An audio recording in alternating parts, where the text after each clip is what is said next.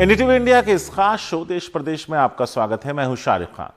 किसान आंदोलन के बीच महापंचायतों का दौर जारी। कांग्रेस महासचिव प्रियंका गांधी ने 15 दिन में 3 महापंचायतें की हैं।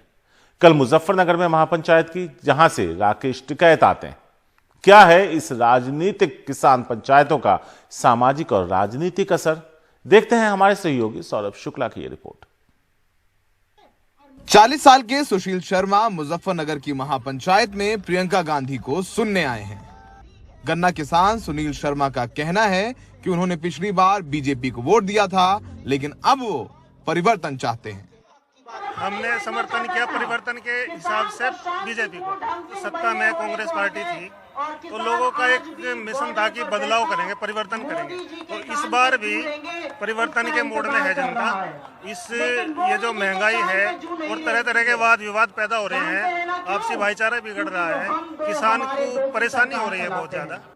बुजुर्ग किसान खेड़ेराम भी 2013 में हिंदू मुसलमान दंगों का केंद्र रहे मुजफ्फरनगर में प्रियंका गांधी को देखने पहुंचे हैं। उनका कहना है कि बीजेपी सरकार हिंदू और मुसलमान में बांटती है और साथ ही साथ गन्ने का भुगतान नहीं हुआ है। जो ये झूठ बोलते हैं तबाही कर दी है इन्होंने।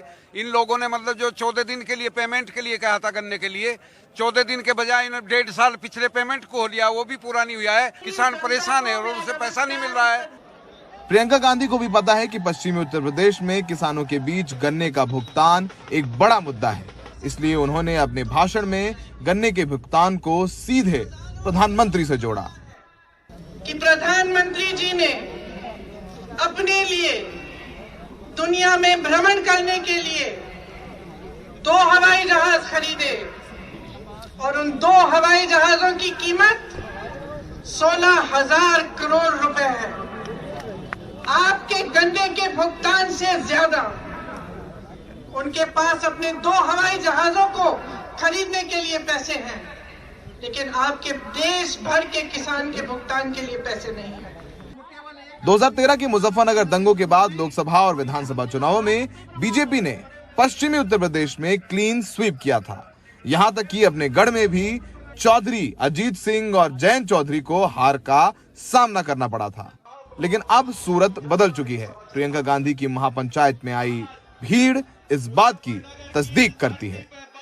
प्रियंका गांधी ने पिछले 15 दिनों में ये 3री किसान महापंचायत पश्चिमी उत्तर प्रदेश में की है।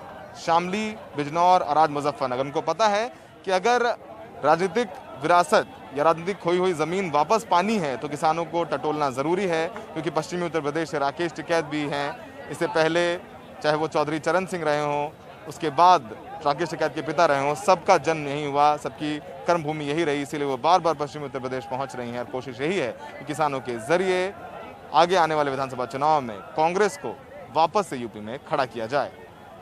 सहयोगी पवन कुमार के और दिलशाद के साथ मुजफ्फरनगर से सौरभ शुक्ला, एनडीटीवी इंडिया। तो प्रियंका गांधी लगातार यूपी में सक्रिय हैं। वो आज प्रयागराज जा रही हैं। पार्टी की तरफ से दी गई जानकारी के मुताबिक वो वहां पुलिस उत्पीड़न के शिकार निषाद समुदाय के लोगों से मुलाकात करेंगे। 10 दिनों के अंदर ये दूसरा उनका प्रयागराज दौरा है।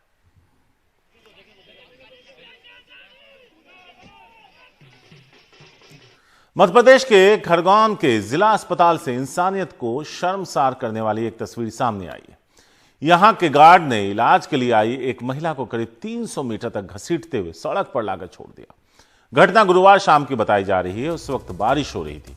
इस घटना ने सोशल मीडिया पर तूल पकड़ा, जिसके बाद सिविल सर्जन ने गार्ड को हटाने का आदेश जारी किया।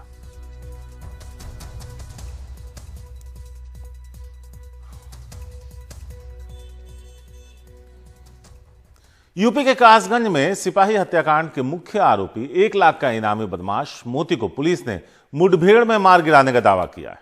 यह मुठभेड़ काली नदी के पास हुई, जिसमें मोती के सीने पर गोली लगी। घायल हालत में उसे अस्पताल में भर्ती कराया गया, जहां उसे मृत घोषित कर दिया गया। मोती के पास से दरोगा अशोक की सरकारी पिस्टल भी बरामद हुई, जो सिपाही हत्याकांड के वक्त से गायब थी। कासगंज में 9 फरवरी को शराब माफिया मोती और उसके साथियों ने पुलिस पर हमला किया था, जिसमें पुलिस देवेंद्र की जान चली गई थी और एक दरोगा गंभीर रूप से घायल हो गए थे।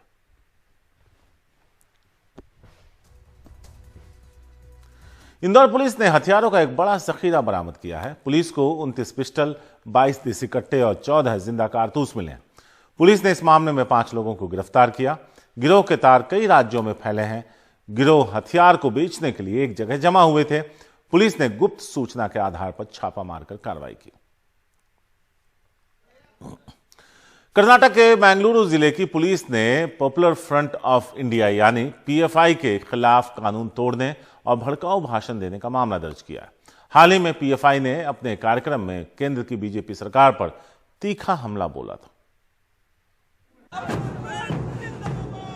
ये तस्वीर 17 फरवरी की उल्हाल की है।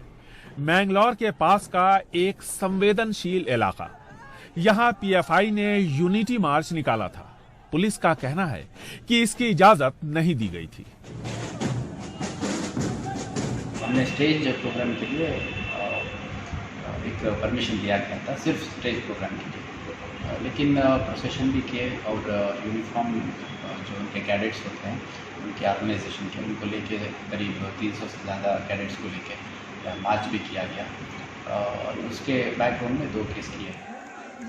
17 फरवरी को उल्हाल में हुए पीएफआई के इस कार्यक्रम में एक बड़ी रैली भी निकली।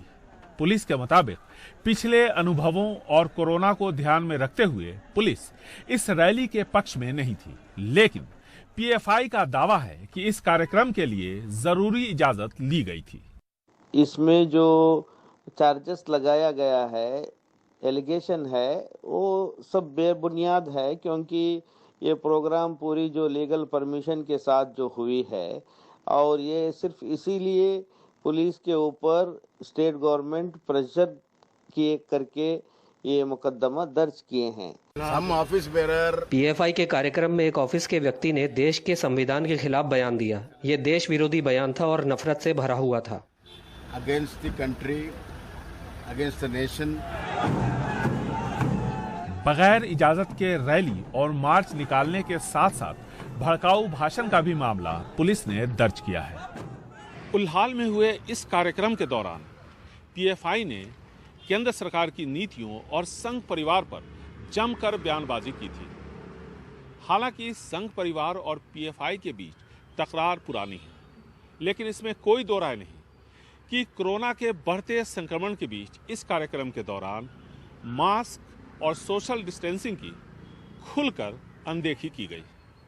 बेंगलुरु से कैमरामैन गोविंद मूर्ति के साथ निहाल किदवई, एनडीटीवी इंडिया।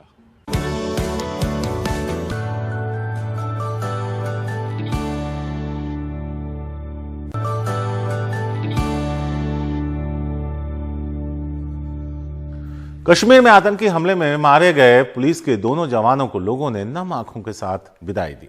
अनंतनाग में सुहेल अहमद और कुपवाड़ा में मोहम्मद यूसुफ कल सुपुर्दे खाक कर दिए गए। लोग मायूस थे, दुखी थे, साथ ही कश्मीरियों लोगों के मारे जाने पर उनमें गुस्सा भी था।